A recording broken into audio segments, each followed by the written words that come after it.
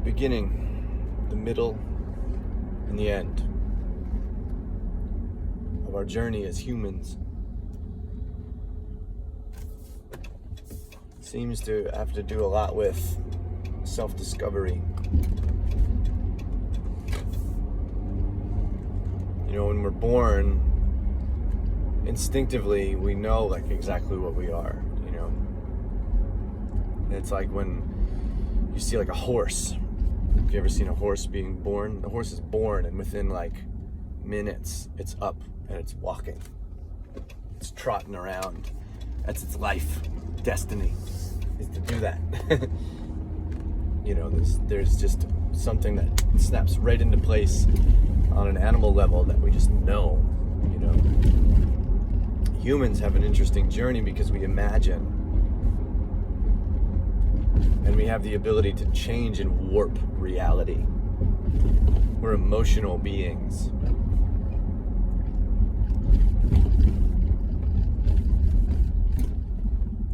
And so, as we journey through life, we develop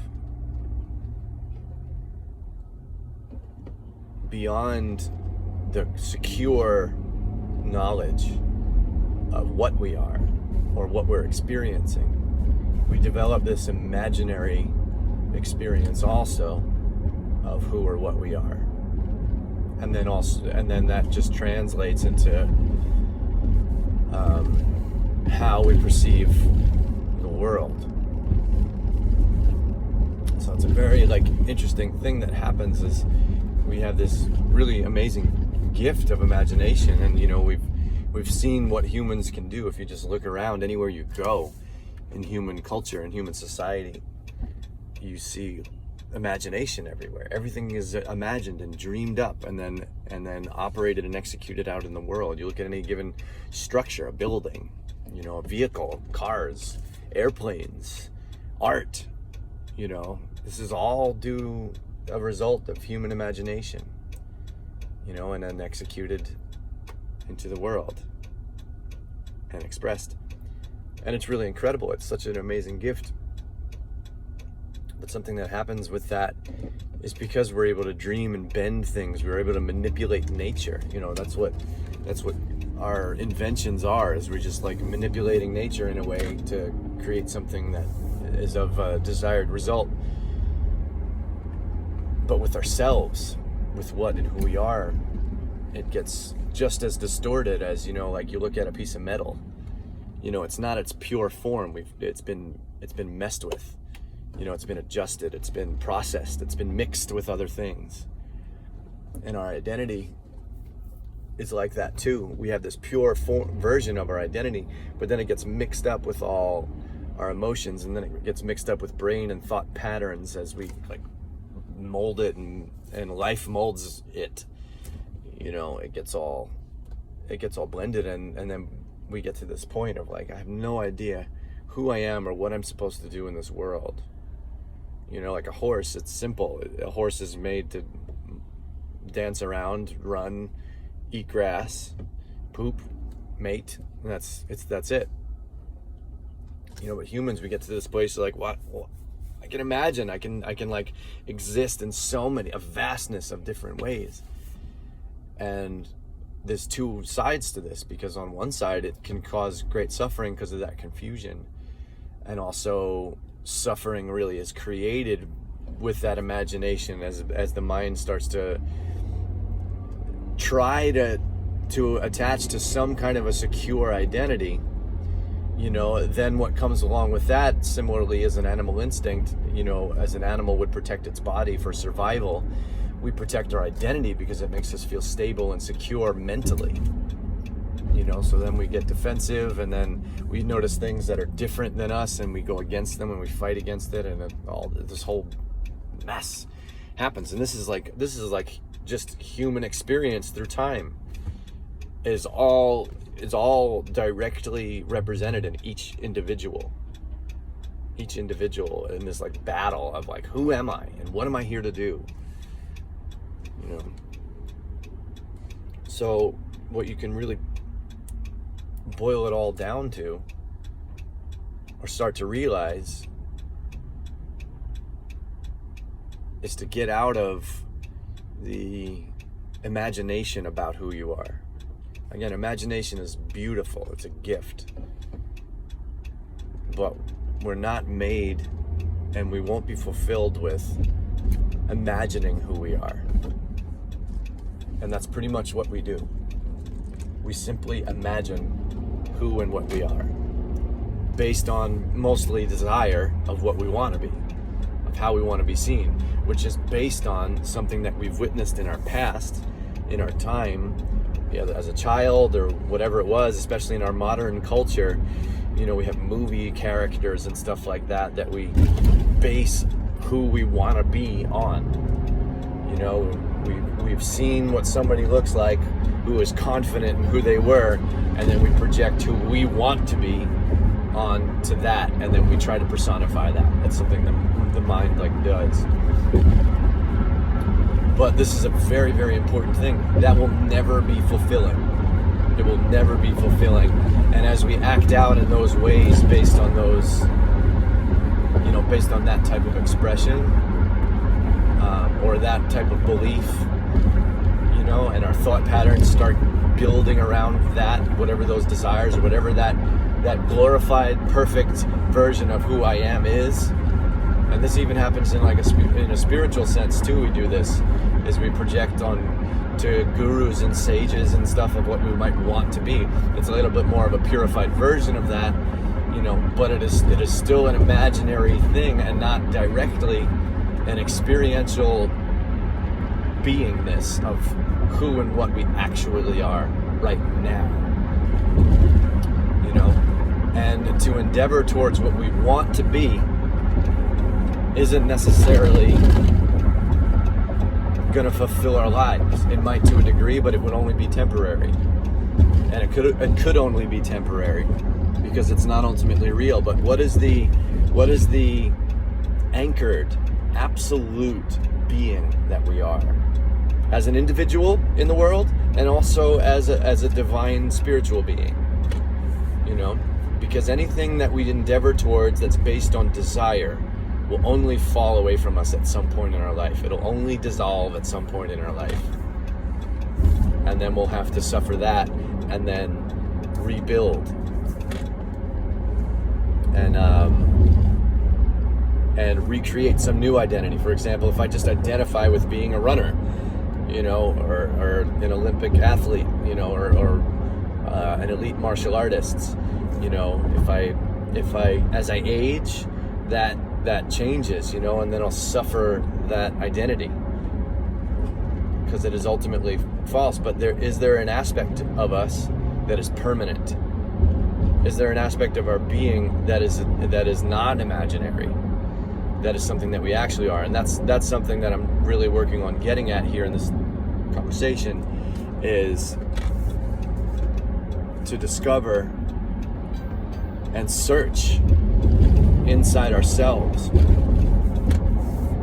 for what is an absolute I or me? What is an absolute sense of pure self?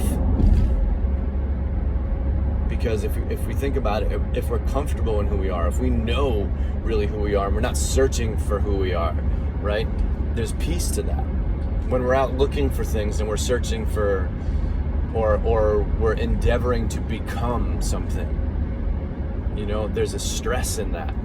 And again, not that it's the worst thing in the world to do, you know what I mean? But there's a stress, there's a depression with that. There's a frustration with that of feeling unsettled, or I'm not there yet, and then we dream that at some point in the future we'll be stable and established. I remember being a child and thinking about adulthood when I was young, and being and I just dreamed and imagined that at some point when you're older and your body stops growing, and you settle into this state of you're just sure of everything, and you know what you're doing, you know who you are, and all that stuff. And then as I became an adult, it was actually more confusing. It was easier to be a child than it was to be an imagined adult, or adult that fits into the society's the majority imagined person, you know, and then that moves into different little cliques of society. You know, there's an imagined ideal person in each aspect of society, in any aspect of society, whether it's religious or political or, you know, racial, or any kind of cultural, you know, or nationality or whatever it is. There's always some like ideal version of what that is, or some idealized version of what that is.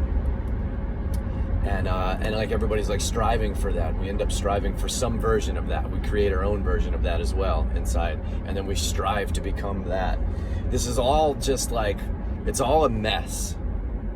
It's all a mess. Just like right now, let's just stop for a second. And just stop looking for anything. Stop the search. Stop the need to do. Stop the need or desire to become, to get, to receive, to be something that we're not right now. And let's just be what we are right now. And what's here. What is perfectly, always divinely here? What is it? Right now we can experience this. We can experience this genuine identity right now. What is that? You know, so as you're here with me, if you're with me, you know, ask the question and just let the question be there. Who am I? As I move through life, what is the common thing that doesn't move in everything? You know, desires move around, feelings and emotions move around, thoughts, they move around, they come and they go, they born and they're dead. What doesn't do that? What's always right here with every experience? Right now, what's here? Who is that?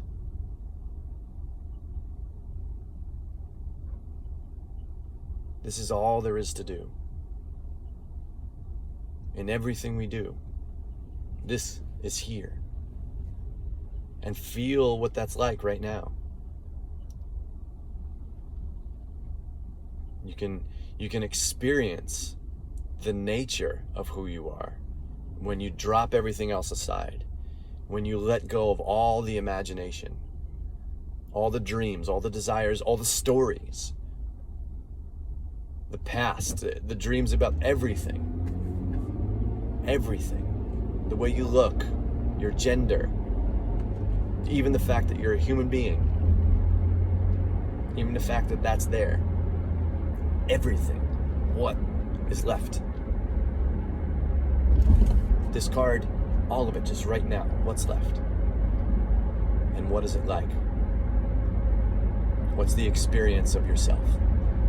Because all the other stuff is not, it can't be real if it's not the consistent thing that stays through all of the experiences.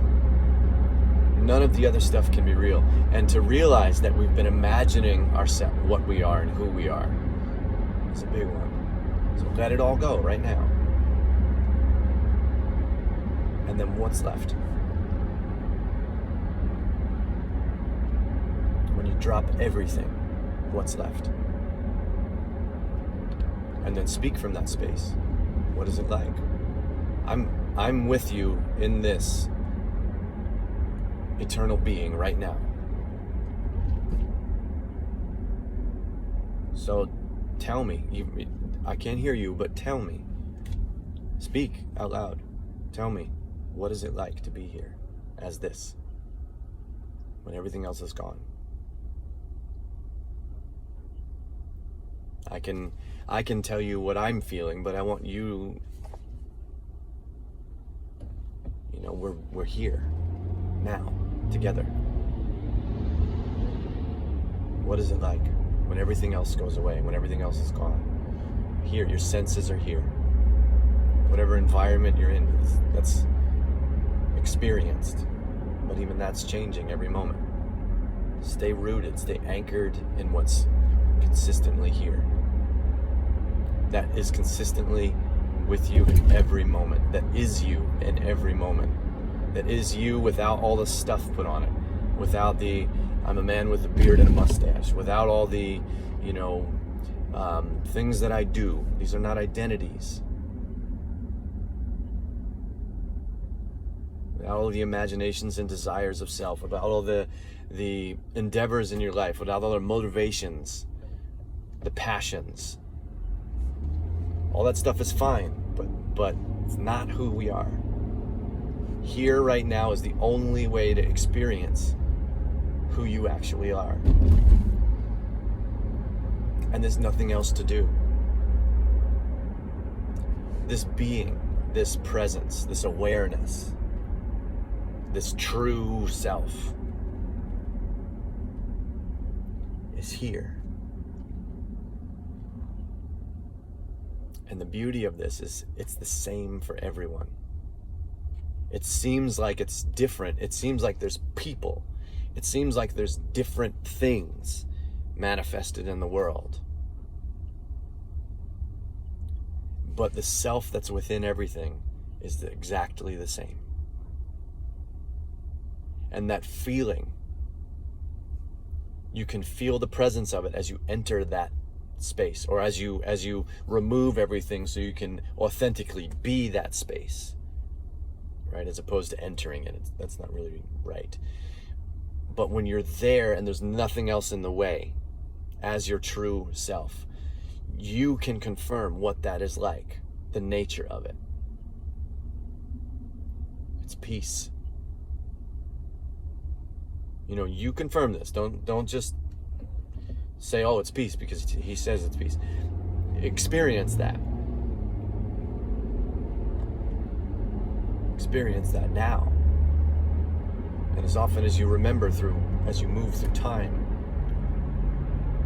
The reason it seems like, and we experience individualness, even though the self is universal for all, is because of the vessels that self moves through, right? Each like manifested creation, like a tree. The self is the same self that you experience, that you are experiencing right now. That self is a tree. But that self is expressing as tree, through it's like instruments. Breath is breath, but when breath moves through a tuba or when it moves through a flute, right? It's a different experience of that same breath, right? When light moves through different lenses, there's a different experience of the light because of the lenses that it passes through. The self is moving or is permeating through everything in existence, and when self passes through your individual body, this individual body, it expresses in a certain way. And that's the experience. So there's nothing else to do. You can root and constantly stay as the unimagined pure being that you truly are. And then your life still happens. There's still passion that arises, and that there's action performed based on those passions. There's still intuitive guidance that moves you to make choices, that moves the brain to make choices and discern things and create. You'll create beautiful things. You'll destroy things. You'll ruin relationships. You'll be loved. You'll be hated. But if you stay here, anchored in this pure being, you won't suffer any of it ever again. When you confirm and know this as an absolute truth of who you truly are, there's no more attachment to things. We hear about in the yoga community and Buddhism and stuff like that about non-attachment and everything like that. And that's tremendous as a knowledge. But what I'm offering here is a passive way of that occurring. Because I've experienced this on my own on trying to be non-attached. It's like inauthentic. It's an effort. but anchoring your awareness as your true nature is formless, infinite, and not individual. That is eternal and pure.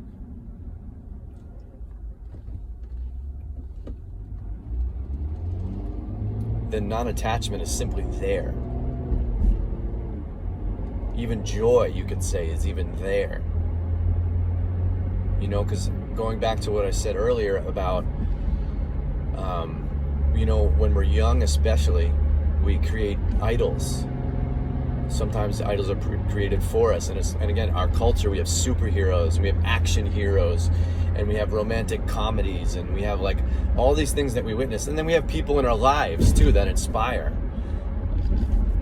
You know, because, and often it's because it's the what we perceive as someone, a person, being comfortable in who they are, being confident in who they are.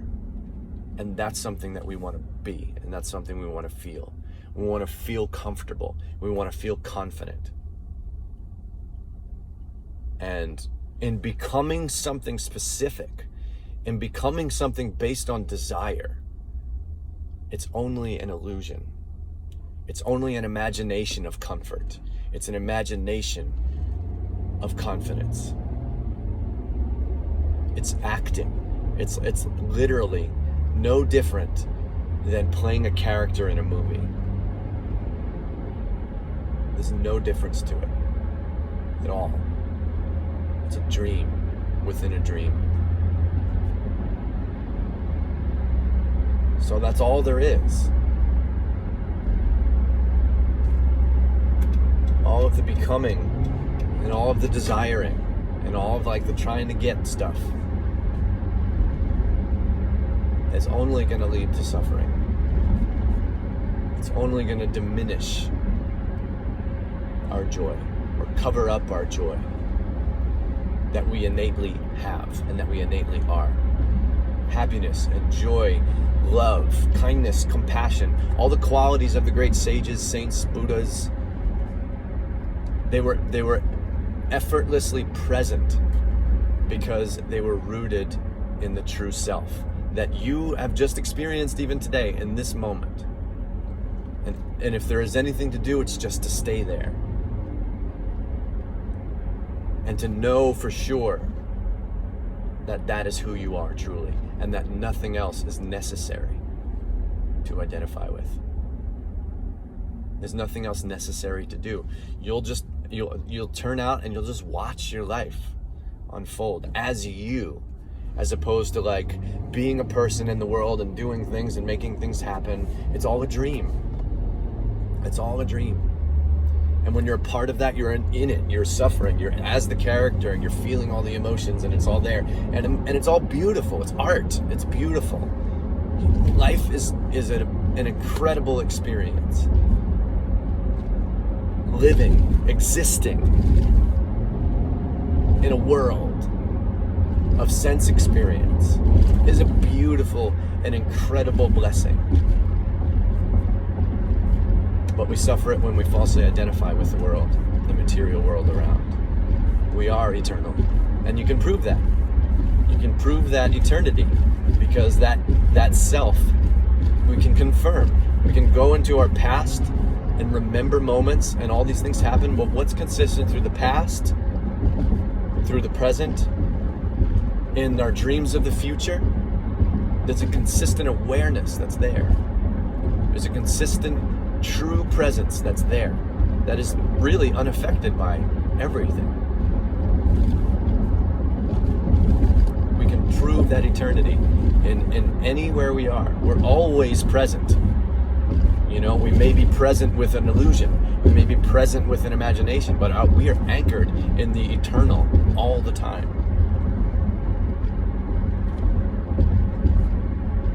So be that. Be that. And if this is resonating, and this is like, because hopefully what's happening is it's dissolving the imaginary stuff, you know, and then there's self, which is this, that's directing, and there's a communication with the self towards the infinite self from another vantage point. That's your body. And that's what this becomes. Eternal being, aware of eternal being. It's like the characters in a dream realizing that it's a dream and then talking about it.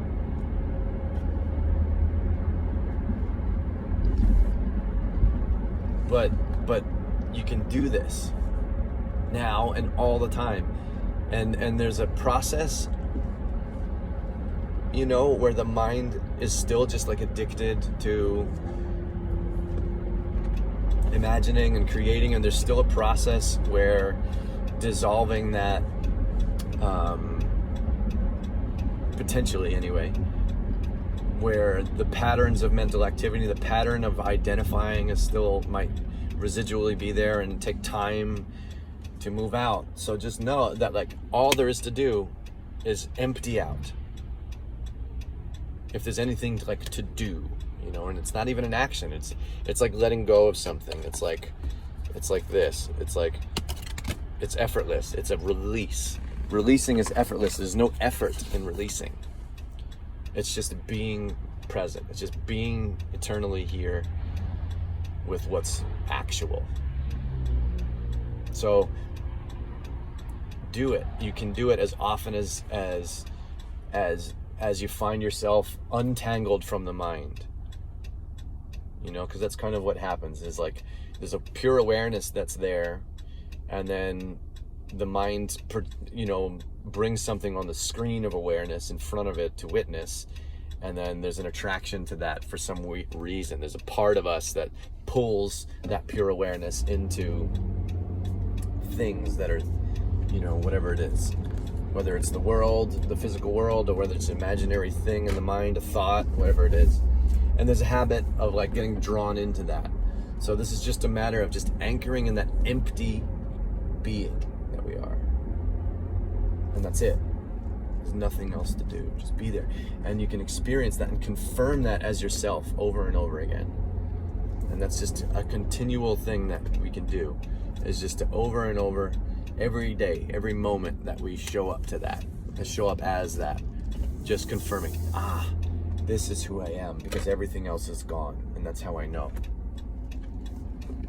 I can know that I've settled as my true self because everything else is gone. And you can feel that space. You can feel the nature of that space is peaceful, right? When all the frustrations, you know, if you're doing something, if you're involved in something, because this happens, you know, we're involved in the world and with the world, and then we get wrapped up in what's going on. You know, for example, if we're working and our business requires a lot of mental activity, you know, as we're doing all of that stuff, when we get wrapped up, then there may be a moment where like there's a resolve, and then then there's that feeling of like returning back to presence, right? This is just something we repeat over and over again, and what starts to happen is that eternal awareness starts to leak into the moments where the mind is still active and the mind is still doing things, but you never get absorbed into what the mind is doing anymore. And that's when we've anchored as, you know, a truly awakened being, you know. And until that point, until that time, you know, it's going to seem like there's this fluctuation and there's this movement like in and out of, you know, of consciousness, or like coming and going. There's going to be like that feeling of like, well, sometimes I have this self, sometimes I am anchored in my eternal peace, and then other times I feel stressed, you know. That's a residual process that's happening. The mind's going to make it seem like it's that in and out, but just know that, remember, like, what's aware of that moving in and out? What knows that it feels like it's moving in and out? There's that presence never leaves. It's never not there. Even when there's an absorption in mind, it's just a matter of not acknowledging that eternal presence and that eternal identity, also that pure identity, right? It's just a matter of not acknowledging it in those moments. It's not that it's not there. It's again, as we still continue to identify with the mind and the body, it's going to seem like that, but we can confirm that that's actually not a reality, because there is something that witnesses and observes and is aware that the identification is happening, or that the absorption is happening. That's the pure awareness that's always there.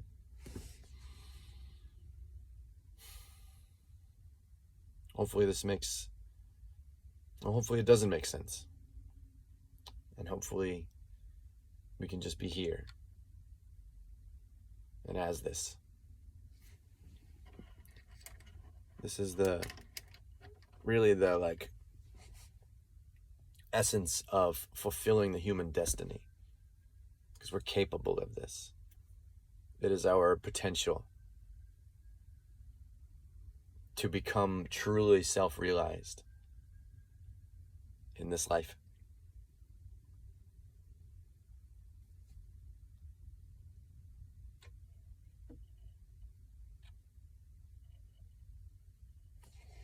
Thank you for joining me in this moment, and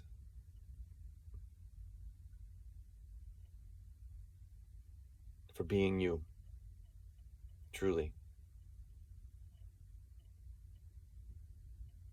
Many blessings. May this eternal awareness, this eternal self and truth that you truly are, remain permanent as your identity from this point on through the rest of your life. Namaste.